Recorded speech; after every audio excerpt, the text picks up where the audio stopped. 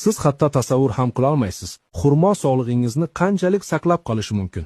Bu meva shunchaki shirin desert emas, balki haqiqiy tabiiy dorixona. Birinchidan, xurmo tarkibida taninlar juda ko'p. Ular yallig'lanishga qarshi va tortuvchi ta'sirga ega. Qadim zamonlarda xurmo ovqat hazm qilish muammolarida ishlatilgan va bu hozir ham samarali. Bitta xurmo mevasi bu A vitamini kunlik me'yorining deyarli yarmi.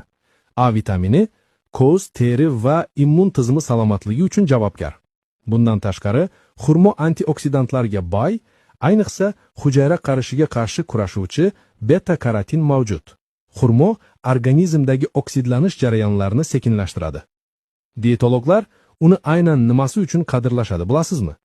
Yomon xolesterin darajasini pasaytirish qobiliyati uchun. Bularning barchasi xurmodagi eruvchan tolalar pektin tufayli.